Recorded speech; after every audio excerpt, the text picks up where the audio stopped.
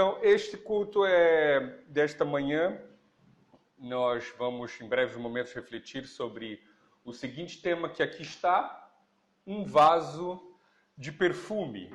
Então, vamos ver o que é essa história, o que este tema tem a ver comigo, consigo, e o que tem a nos dizer, o que Deus tem a nos dizer hoje. E, em especial, quero agradecer, em nome da igreja, tudo aquilo que a irmã Mélia prestou e tem prestado por essa igreja.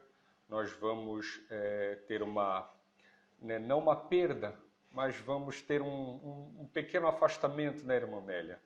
E eu fiquei a pensar numa mensagem que honrasse ao Senhor e que refletisse também um pouquinho aquilo que tem sido, aquilo que se esforça por ser, que Deus seja louvado e a senhora, onde quer que esteja, onde quer que vá, possa glorificar o nome do Senhor, possa ser uma serva dele e muitas almas possam ser iluminadas, muitas vidas possam ser encaminhadas para aquilo de melhor que Deus tem preparado por nós através da morte de seu Filho na cruz do Calvário. Então, nós vamos ser breves, e vamos ser objetivos, buscar ser objetivos dentro desse tema. O que um vaso de perfume tem a ver consigo e comigo? Eu penso que todos nós gostamos de perfumes, de boas essências, uns um bocadinho mais, uns um bocadinho menos. Eu, particularmente, gosto de perfume, gosto muito, mas não faço tanta questão. Às vezes esqueço de usar um bocadinho, mas tem pessoas que conheço que têm coleções. Minha tia mesmo, que mora em França, ela tem uma coleção de um perfume que eu me esqueci agora, o símbolo é sempre um corpinho, acho que é Jean Paul Gaultier, alguma coisa, algo do gênero. E ela gosta de colecionar esses perfumes, E ela gosta muito de perfumes, eu me recordei desta coleção dela. E aqui nós temos vários perfumes de dos mais variados preços e gostos. Perfumes aqui em especial, perfumes masculinos, Os homens também gostam de utilizar boas essências e as mulheres principalmente gostam de ver boas essências nos homens. Aqui temos vários perfumes das mais variadas marcas, femininos, alguns muito conhecidos e também dos mais variados valores. E eu acredito que cada um tem um perfume preferido, um perfume que marcou a sua história, ou que marcou algum encontro, algo inesquecível. Nós somos também muito ligados ao olfato. É um dos sentidos humanos, tanto a audição e o olfato nos diz muito. E todos nós, então, de maneira geral, não gostamos de cheiro ruim, gostamos do bom perfume, gostamos de... Mas não é destes perfumes que nós vamos refletir nesta manhã, mas sim de um perfume famoso, não tão famoso quanto este, mas um perfume que foi relatado na Bíblia, e de alto valor, altíssimo valor. E um perfume que foi utilizado há cerca de 1988 anos, aproximadamente, quando Jesus se encontrava na pequena cidade de Betânia, um vilarejo, uma vila que ficava aproximadamente 3 quilômetros da cidade de Jerusalém. Então eu vou precisar de vossa ajuda para o manuseio da Bíblia, da palavra, e ajudando e auxiliando a ler os versos que cá vou mencionar. Então, o primeiro versículo que nós vamos ler se encontra em Marcos, versículo 3 do capítulo 14. Marcos 14, versículo 3. Nós vamos ver uma história. Que história é essa que aconteceu relacionada a um perfume de alto valor e que Jesus estava envolvido? Quem encontrar, por favor, leia. E estando ele em Betânia, assentado à mesa, em casa de Simão o leproso, veio uma mulher que trazia um vaso de alabastro com um unguento de nardo puro, de muito preço, e quebrando o vaso, lhe o derramou sobre a cabeça. Diz o texto, então, lido pelo irmão Alisson, que era o quê? Nardo puro. O nardo, ele era uma planta, é uma planta especificamente da região dos Himalaias, entre a fronteira da China, nas montanhas entre a fronteira da China, entre as fronteiras da Índia. E devido à raridade desta planta, a sensibilidade e a distância que ela precisava viajar até a cidade de Jerusalém, até aquela região, elevava-se muito o valor desta planta. E diz aqui que o vidro quebrado, que o jarro quebrado era puro, ou seja, não diluído. Então elevava ainda mais o valor. E então desta planta extraía-se um óleo, né, um óleo caríssimo, e fazia um dos melhores e mais caros perfumes desta época de Jesus. E naquela época, o costume era, quando alguém recebia algum hóspede importante em sua casa, né, e a pessoa tinha uma grande estima, gostaria de estimar muito aquela pessoa, então o viajante era recebido, lavado seus pés e deitava-se pouquíssimas gotas para aqueles que haviam condição, podemos dizer classe média, deitava-se por pouquíssimas gotas, 2, 3, 4 nos pés daquele hóspede para honrá-lo para tê-lo em alta estima em sua casa. E para nós tentarmos valorar, né, o que, conforme a Bíblia relata, o valor deste perfume, é que o vaso ele poderia ser vendido por cerca de 300 denários. Então, para nós traduzirmos, um denário, cada um ganhava um denário por cada jornada de trabalho diária. Ou seja, 300, o ano tem 365 dias, podemos dizer que para se comprar este vaso tinha que se trabalhar ou se poupar cerca de um ano, um pouquinho mais de um ano, porque não se trabalha 7 dias por semana. E 300 dias trabalhados, né? Então podemos dizer que mais de um ano de trabalho, de salário, foi utilizado neste jarro quebrado por esta mulher que deitou esse bálsamo sobre a cabeça de Jesus. Então temos 312 dias úteis no ano, um ano de trabalho poupado por completo, é o que esta mulher, nessa atitude aparentemente apaixonada, inesperada, não calculada, não calculou esse valor, quebrou o vidro e deitou na cabeça de Jesus. Vemos aqui o valor. Porém, o ponto-chave que nós queremos tirar disto é que esta mulher, estando Jesus na casa de Simão, ela deu o seu melhor. O que havia de melhor, o que havia para esta mulher, tudo que ela havia poupado, tudo que ela havia economizado, tudo que ela havia, não sabemos a circunstância de como ela conseguiu, o esforço, a Bíblia não comenta, mas podemos dizer que ela deu o seu melhor em um pequeno ato, um pequeno gesto para honrar a Jesus, para agraciá-lo, como um gesto de gratidão. E vamos agora ao próximo verso, o verso 4. Por favor. Alguns dos presentes começaram a dizer uns aos outros, indignados: por que esse desperdício de perfume? As pessoas conheciam o cheiro do nardo, sabiam o valor, e todas ficaram atônitos, espantados com aquela cena. Nossa, é como se pudéssemos...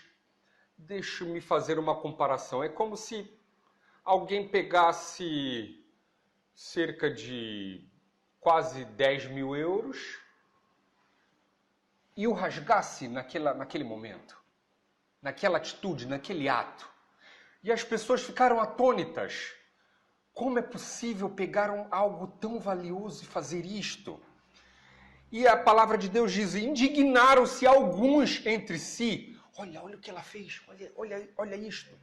Queridos, aquela mulher, para dar o seu melhor, ela teve que se desprender do seu egoísmo natural. Ela não parou para calcular, ela não parou para somar. Ela agiu e deu o seu melhor. E o interessante que nós vamos ver que Jesus, ele doou-se completamente por nós para toda a eternidade. Por toda a eternidade, a forma que ele assumiu na cruz, a forma humana que ele decidiu assumir, as marcas dos pregos vão ficar por toda a eternidade. Então, tudo que nós podemos dar, até mesmo a nossa vida, nunca será um desperdício para Deus. Então, dar o nosso melhor para Deus, para Jesus, nunca será um desperdício. Por mais que as outras pessoas nos julguem, analisem, assim como aqueles presentes julgaram aquela mulher, julgaram aquela cena e falaram, não é possível. Por que um desperdício tão grande deste bálsamo? Queridos, aqueles presentes não estavam dizendo que não podia ser feito aquele ato, mas eles estavam a julgar, bem, por que não deitou algumas gotas? Por que não deitou metade do bálsamo? Outros devem ter julgado, por que ela não vendeu aquele jarro e deu um presente visível que Jesus pudesse carregar consigo, mas jogar no cabelo e logo embora ia ter que se lavar, ia deitar-se fora aquilo. E aqui no versículo 5 nós vamos ver a sequência da interpretação dessa história. Porque este perfume poderia ser vendido por mais de 300 denários e dar-se aos pobres, e murmurava contra ela. Então, dar o nosso melhor nunca será desperdício. Mas o terceiro ponto que nós vemos que aconteceu nessa história real é que analisaram e poderia ser feita uma boa ação com aquele dinheiro. O nosso melhor, muitas vezes, para todos os demais, pode ser mal interpretado. Havia uma prática popular na festa da Páscoa em ajudar os pobres com esmolas. Portanto, quem fez essa colocação, que foi Judas, a colocação de Judas parecia ter um certo sentido, apesar da legitimidade da ajuda. Mas o que motivava a sua caridade não era a necessidade do pobre, mas sim o motivo pessoal dele, a sua cobiça. Então, quantas vezes eu e você é criticado, seja no trabalho, seja na vossa atividade, seja pelo seu cônjuge, seja até na própria igreja, em nossa família, até mesmo numa pregação que é efetuada aqui na frente, nós podemos, às vezes, aquele irmão não fala muito bem, já estou cansado de ouvi-lo, ele não consegue expressar-se muito bem, ele fala um pouco alto, ele fala um pouco baixo. Muitas vezes, nas nossas metas de venda, nas nossas metas familiares, muitas vezes nós somos mal interpretados, mesmo quando damos o nosso melhor. Em especial, principalmente no ato cotidiano, podemos citar uma dona de casa. Quantas donas de casa têm o seu coração ferido, machucado por preparar um alimento dentro da possibilidade, dentro do tempo que havia, de tudo aquilo que ela precisava fazer? Chega o marido ou o filho, come aquilo, torce a cara e diz, não está muito bem. Não sabendo o esforço, o tempo, o sacrifício, as temperaturas envolvidas, aquilo que precisou ser feito para ser atingido aquele objetivo. E não muito diferente aconteceu com essa mulher. Seu ato, seu gesto foi interpretado pelos presentes. E muitas vezes, em nosso cotidiano, em nossa vida, o nosso melhor nunca é o bastante, não é o suficiente. Mas nós vamos ver algo muito interessante que acontece nesta cena. Versículo 6, por favor. Jesus, porém, disse, deixai-a, porque a mostrai. Vemos aqui algo acontecer muito interessante. Jesus não é um Deus de injustiça. Deus não se folga com a injustiça. E no momento certo, por mais que nós desacreditemos, Ele nos defende, Ele nos protege no cumprimento do nosso dever. Assim como aconteceu com essa mulher, Jesus, logo que Ele fez, as pessoas não estavam a falar alto, não estavam todo mundo a falar, ó, que coisa feia que essa mulher fez. Todo mundo estava sussurrando ali no seu cantinho. Mas Jesus, como sendo Deus, ouvindo e sabedor de todas as coisas, Ele se levanta e diz, deixai-a. Por que vocês a perturbam? Por que vocês a perturbam? Com a autoridade característica de Deus. Queridos, uma amiga nossa no Brasil estava a fazer um trabalho muito digno, né? Um trabalho humilde, mas digno, que é vender livros de saúde natural de porta a porta. E ela relatou isto num culto de oração. Ela diz que bateu numa porta, escutou um latido ao lado, ninguém atendeu naquela porta, se dirigiu para o próximo portão e o portão estava aberto. Ela, portanto, bateu palma ali para ver se alguém a atendia. E nisto, o latido que ela ouviu um pouco distante era um cão da raça Rottweiler muito grande. E ela disse que ele veio em sua direção, tomado pela raiva. E quem conhece essa raça, quem conhece, sabe que ele tem uma certa intensidade de agressividade, até muitas vezes com o próprio dono. E este cão veio se dirigindo para ela. E ele deu o salto para acertar e diretamente no seu pescoço. Ela diz que se defendeu instintivamente com o braço e simplesmente ele errou o salto. Decaiu no solo e assim ficou. Parou o ataque, parou o latido e ela silenciosamente se afastou, se dirigiu mais para o fim da rua, não conseguiu nem bater na próxima porta. Queridos, quando nós estamos fazendo certo, quando nós lutamos para fazer o certo, quando nós lutamos para dar o nosso melhor, Jesus nos honra, Jesus nos protege. Nem sempre na hora que nos convém, mas Ele vê e sabe de cada do pormenor.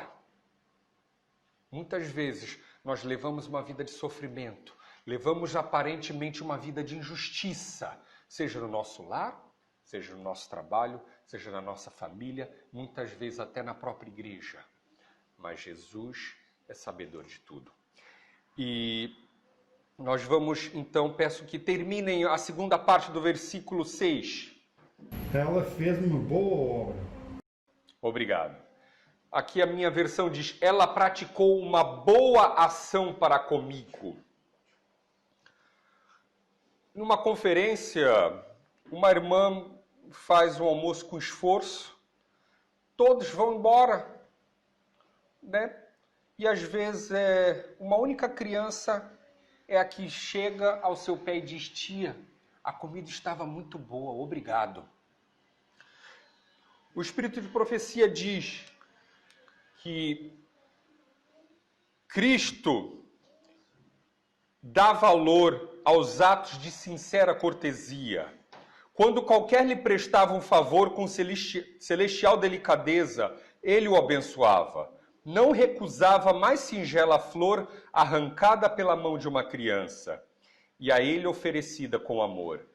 Aceitava as ofertas dos pequeninos e abençoava os doadores, inscrevendo-lhes o nome no livro da vida. A unção feita por Maria, esta mulher, acha-se nas Escrituras, mencionada como distintivo das demais Marias. Atos de amor e reverência para com Jesus são uma demonstração de fé nele como Filho de Deus.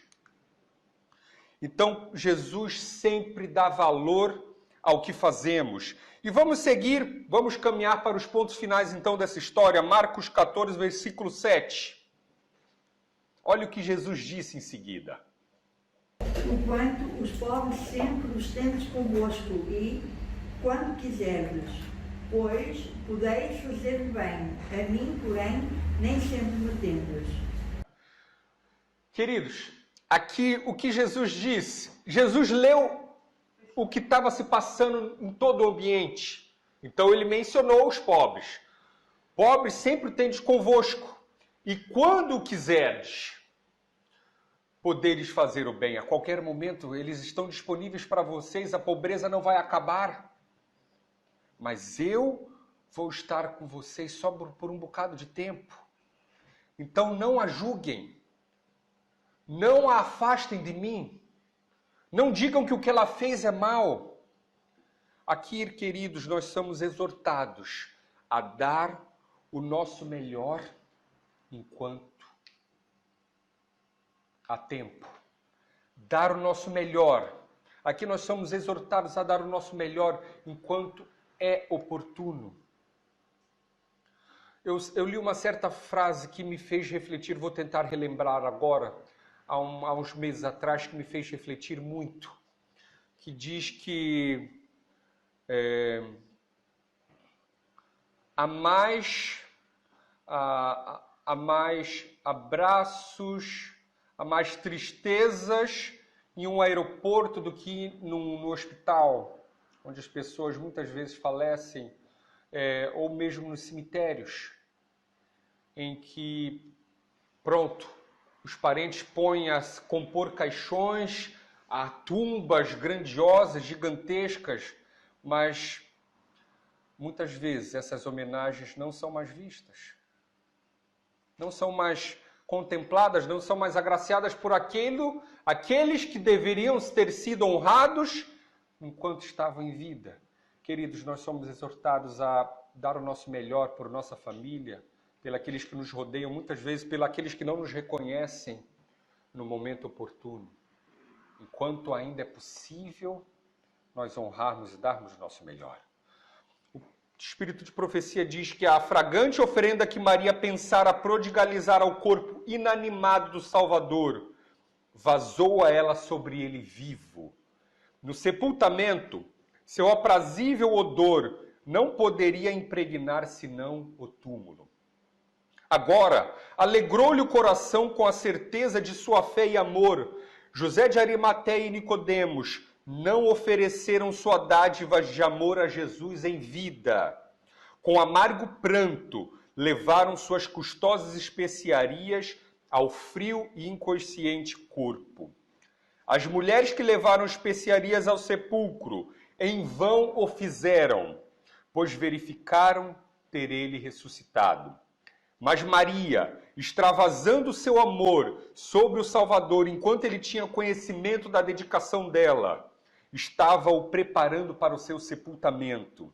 E ao baixar a treva de sua grande prova, levou consigo a lembrança deste ato, penhor do amor que seus remidos lhe votariam para sempre. Muitos há que levam aos mortos preciosos dons, de pé ao lado da querida figura para sempre silenciosa. Proferem abundantes palavras de amor, ternura, apreço, dedicação. Tudo é prodigalizado àquele que já não vê nem ouve. Houvessem essas palavras sido ditas quando o fatigado espírito tanto delas necessitava, quando o ouvido as apreenderia e o coração as podia sentir, quão precioso teria sido o seu perfume. Vamos caminhar então para o penúltimo ponto, versículo 8. Ela fez o que pôde, derramou o perfume em meu corpo antecipadamente, preparando-o para o sepultamento. Querido, Jesus aqui predisse a sua morte para aqueles que estavam presentes, que não compreendiam muito bem. E independente da nossa condição interior ou exterior, Jesus enxerga a nossa real condição e nos reconhece. O Espírito de Profecia diz: Cristo se deleitava no sincero desejo de Maria de fazer a vontade de seu Senhor. aceitava a riqueza do puro afeto que seus discípulos não compreendiam e não queriam compreender. E o último ponto, versículo 9. Em verdade vos digo que em todo o mundo, onde quer que seja, pregando o Evangelho, também o que ela fez será contado em sua memória. Quando damos o nosso melhor, Jesus nos exalta e honra. Amém? Amém? Esta história que nós estamos aqui relatando, irmãos, está se cumprindo essa palavra que Jesus disse nesse versículo. Em verdade vos digo, onde for pregado em todo o mundo o Evangelho, será também contado a história desta mulher, o que ela fez para a sua memória. E nós estamos aqui exatamente falando e utilizando nessa manhã do que Maria fez, passados quase 2000 anos daquilo que ela fez. Queridos, esta história ecoa em toda parte. Ela está registrada na Bíblia, no livro de Mateus, Lucas e João. Para a memória de quem? De Maria, daquilo que ela fez. E o último ponto. Era o amor de Cristo que a constrangia. Enchia-lhe a alma a incomparável excelência do caráter de Cristo. Aquele unguento era símbolo do coração da doadora. Era demonstração exterior de um amor nutrido por correntes celestiais e que chegara ao ponto do extravasamento. Ela não fez essa ação para aparecer, para que todos verem a sua caríssima ação, mas porque o seu coração transbordava de alegria e reconhecimento pelo Mestre. Querido presente, assim como esta mulher que era desconhecida, uma mera desconhecida, e passou a ser uma conhecida, através de um gesto de amor, assim como ele acolheu aquela mulher, assim como ele a defendeu, assim como ele deu significado para o seu ato, para a sua ação, ele também quer dar significado à sua vida. Ele também quer acolher a sua vida em seus braços de amor. Ele também quer dar valor às atitudes de sua vida. Mas, para tanto, nós precisamos considerar, assim como aquela mulher, Jesus como a mais importante coisa de nossa vida. Jesus quer que trabalhemos em sua vinha, Jesus quer que trabalhemos em sua obra, que façamos boas ações, e Ele nos promete recompensar, não com euros, não com moedas, não com carros que a ferrugem come, mas Ele nos promete recompensar o nosso esforço, o nosso amor por Ele, com uma morada no céu, onde não mais haverá dor, onde mais não haverá sofrimento, onde mais não haverá separação. Queridos, que Deus possa conduzir a nossa irmã Amélia, que ela possa dar o seu melhor, irmã Amélia, onde quer que vá, onde quer que você esteja, as suas obras o sigam. Nós aqui da Vila Nova de Gaia vamos sentir muito a sua falta. Oramos e temos orado para que Deus envie um substituto ou uma substituta à altura, Ele sabe de tudo, mas que a senhora possa ser agraciada com a graça de Deus, onde quer que esteja, com seu exemplo, com sua dedicação. Não se esqueça, Jesus sempre vai honrar, sempre honrará aqueles que buscam amá-lo e darem o seu melhor. E tenho certeza, não para a sua honra, mas que Deus seja honrado, mas que a senhora se esforça para dar o seu melhor. Que a senhora se esforça e luta, não buscando reconhecimento, mas por amor a Jesus. E que esse amor não a deixe e exorte a fazer maiores e melhores obras. E que nós aqui vamos estar orando por si, pelo vosso caminho, pela vossa decisão. Sei que não tem sido fácil, mas que a graça de Jesus nos baixe, assim como nos bastará a cada um de nós, se assim nós escolhermos Jesus ser o mais importante em nossas vidas. Amém. O sonho que você sonhou ficou no coração. Foi Deus quem colocou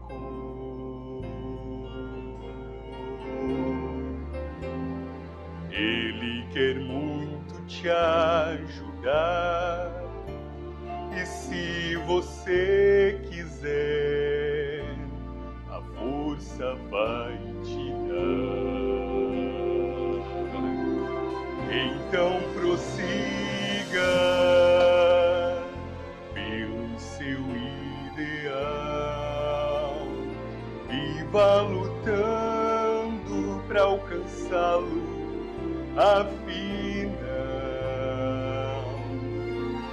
tudo é possível, pois este Deus de amor move as montanhas se preciso for.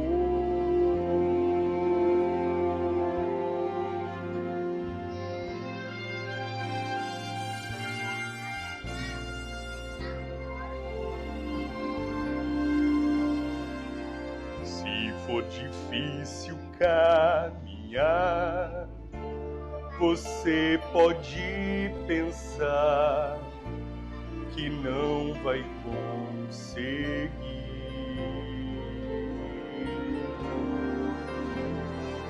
Mas Ele vai estar ali a cada passo seu, tomando a sua mão. Então prossiga pelo seu ideal e vá lutando para alcançá-lo, afinal tudo é possível, pois este Deus de amor move as montanhas se preciso for.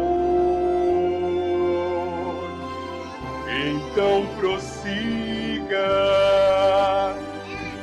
pelo seu ideal e vá lutando para alcançá-lo, afinal tudo é possível, pois este Deus de amor move as montanhas se preciso for. Move as montanhas se preciso for. Move as montanhas